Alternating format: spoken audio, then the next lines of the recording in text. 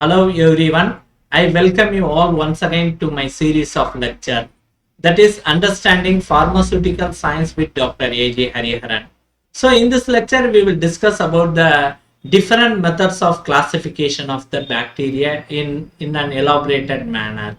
So first let us understand a little bit about what is meant by a bacteria. So bacteria is an unicellular microorganism. It is a single-celled organism having a size range of around 0.5 to 2 micrometer, and it can be easily viewed under a microscope. Moreover, it exhibits a typical prokaryotic cell structure. That means the bacteria does not have a well-defined membrane structure for its internal organelles. Like the nucleus is not present in the bacteria, that means the genetic material will be concentrated in a cytoplasm. It does not have a well-defined nuclear membrane around it. So we can classify this bacteria into different types. Let us see the various methods of classification of this bacteria. We can classify the bacteria majorly based upon the cell wall, that is based upon the Gram's reaction. Second, we can classify the bacteria based upon its shape. Third, we can classify based upon the arrangement, which is a particular characteristic pattern of the bacteria.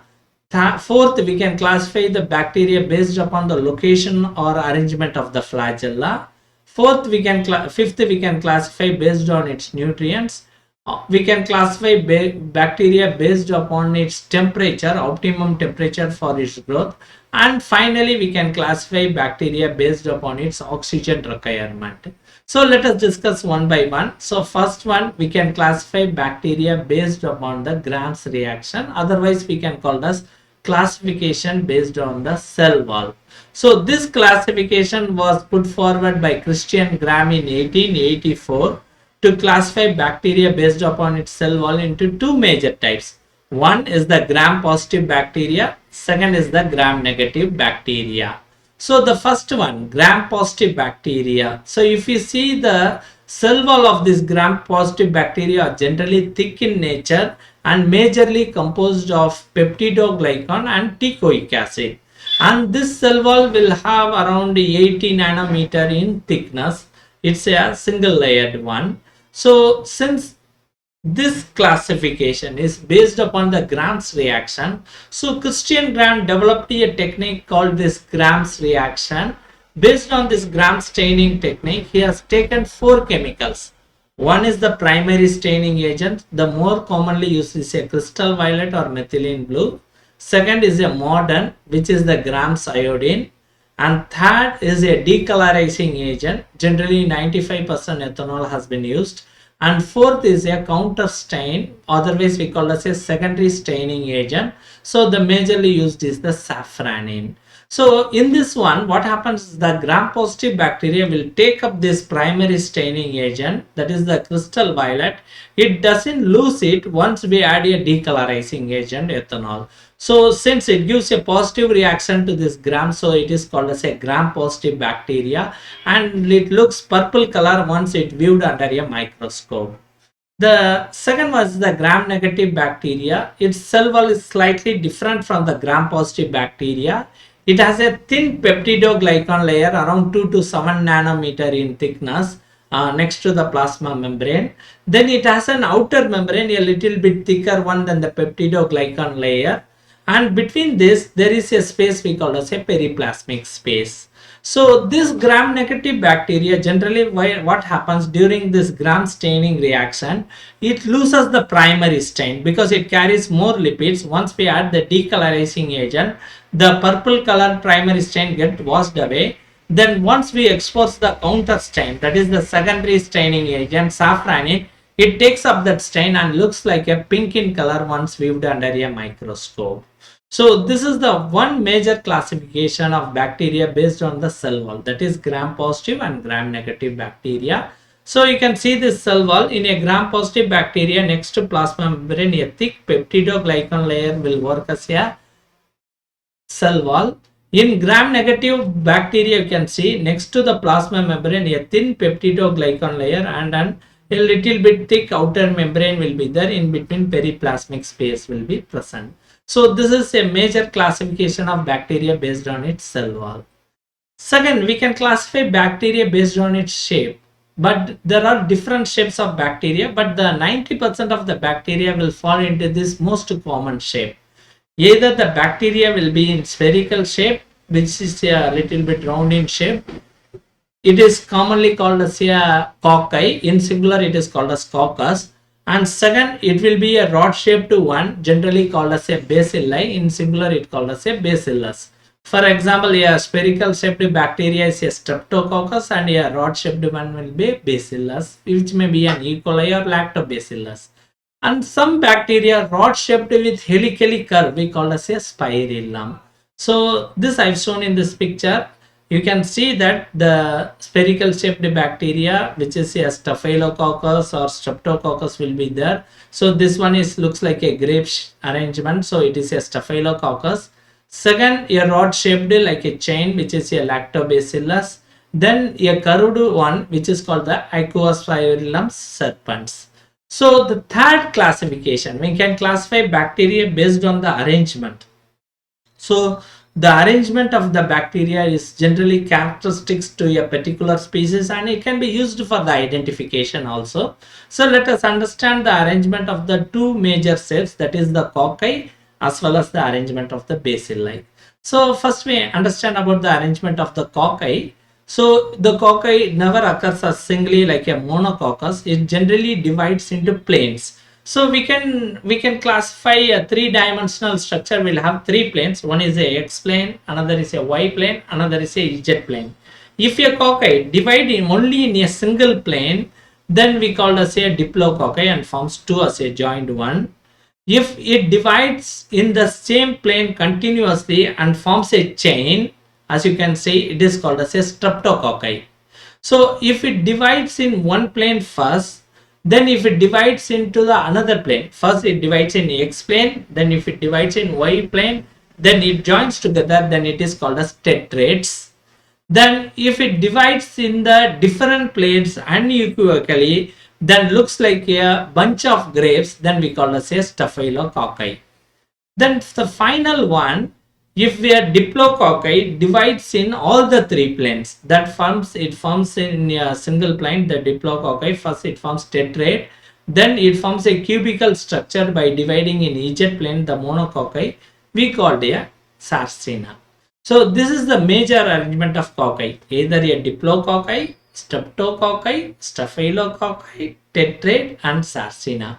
This is the possible arrangement of a cocci. Similarly, if you see the arrangement of bacilli, its pattern is not that much complex as a cocci, but it will be less. It can occur singly, we call as a monobacilli.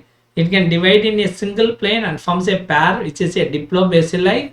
Otherwise, it forms a chains. We can see in Bacillus subtilis, it is called a streptobacilli. Otherwise, it started branching. Then it forms a trichomes. Example is the Bacitova and Spirospita. Saprospita species will have this trichome structure. This is the third major classification we can, based on the arrangement of bacteria, we can classify it. And the fourth one is based on the location of flagella, we can classify the bacteria. So flagella is the locomotor organ of the bacteria. It is generally made up of a particular chemical called flagellin. It is a filament structure. It comes outside of the cell wall. Generally, there is a ring-like structure which is present, embedded in the cell wall, and a filament structure will be present outside. If the filament rotates, the bacteria will start moving. This is the function of the flagella. So, based on the location of the flagella, we can classify into four types. One is the monotrichous, second is the amphitrichous, third is the lophotrichous, and the fourth one is the peritrichous. So, in this one, the word the trichous means the hair-like structure in Latin term. So the monotrichous, the name itself tells that mono means single, trichous means hair-like structure. That means a single flagellum can present at any polar end of the bacteria. So it is also called as a polar flagellum. So example is an Pseudomonas aeruginosa, generally having a single flagellum, monotrichous, at any one polar end, right? Second is the amphitrichous. So amphi in Latin term means both So that means the hair-like structure can present on the both side of the pole. That means both polar ends it carries a flagellum. So example you can see Aquaspirillum serpens, there will be a flagellum present at the both polar ends. So third one is the Lophotrichous bacteria. Lopho means in Latin term it is called a tuft. That means a group of flagella can present at any one end of the polar end. Example is the Pseudomonas fluorescens. Then final one is the Peritrichous. So peri means around.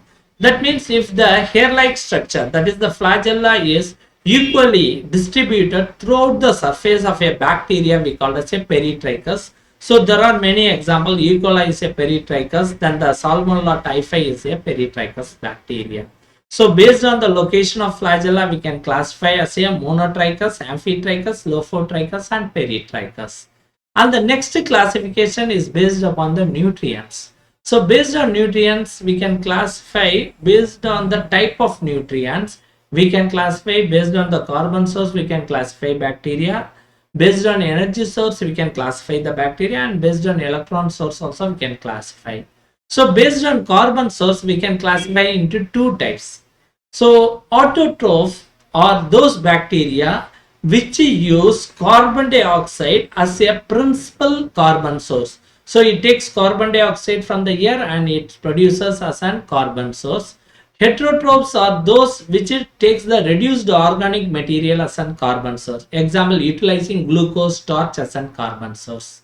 So the second classification of nutrients is the energy source. If bacteria uses light as an energy source, then it is called as phototrophs. If we use chemicals, either an organic or inorganic compounds as an energy source, then it is called as a chemotrophs. And third is the electron source. The purpose of electron transport chain we can classify into two types. If it uses electrons from an inorganic source, then it is called as lithotrophs. If it takes electrons from an organic molecules, then it is called as organotrophs. This is the classification based on nutrients. The next major one is the classification based on the optimum temperature for its growth. So this based on the growth temperature we can classify into three major types. Sometimes we can also classify into four types. One is the psychrophile, mesophile, thermophile, and sometimes we can also put as a separate title called hyperthermophile. So the psychrophile, the name itself tells that in psychro means low, generally the organism which is having an optimum growth temperature around 0 to 15 degrees Celsius, we call as a psychrophile. So example is a Chlamydomonas nivalis. So these organisms will be present at extremely low temperature regions, maybe in Antarctica or any polar circles, if we can find these psychrophiles. The second one is the major organism present throughout the earth, that is the Mesophiles, which has an optimum growth temperature around 20 to 45 degrees Celsius. So most of the microorganisms, most of the bacteria will fall only into this mesophilic category. And moreover, since our body temperature is around 37 degrees Celsius, most of the human pathogens will belong to this category, that is the mesophiles. So example is an E. coli. And third one is the thermophilic bacteria. Thermo means high temperature. So the optimum growth temperature is generally 55 degrees Celsius and above. These organisms we can see in hot springs in the volcanic region, or hot springs or hot water springs, we can find these organisms. Example is the Thermus aquaticus is a typical example of the thermophile. Sometimes we can classify as an hyperthermophile once the optimum temperature of growth is more than 80 degree. So 80 to 120 degree, this organism will grow comfortably because it doesn't grow well around 45 degrees Celsius. That's why it has been put as an hyperthermophile. So the example is the Pyrococcus species as well as Pyrodictinium occultum is a typical example of a maritime hypothermophile. Is a marine hypothermophile, right? So the final classification is the classification of bacteria based on oxygen requirement. So based on oxygen requirement, we can broadly classify into two types. One is aerobic bacteria and second is an anaerobic bacteria. Still, we can further classify this aerobic bacteria as an obligated aerobic bacteria and microaerophilic bacteria. Similarly, the anaerobic bacteria we can further classify as a facultative anaerobic bacteria, aerotolerant anaerobic bacteria, or strict or obligate anaerobic bacteria. So generally the terms is very easy to understand. Aerobic means this bacteria requires oxygen for its growth. So if the oxygen doesn't present, this bacteria will die, it doesn't grow.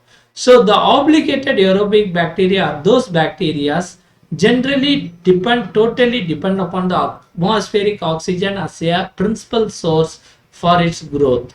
So if you see that the most multicellular organisms like us, we generally depend on the atmospheric oxygen. So we are generally an obligated aerobic organisms, right? So obligated aerobic bacteria generally takes atmospheric oxygen for its growth purpose.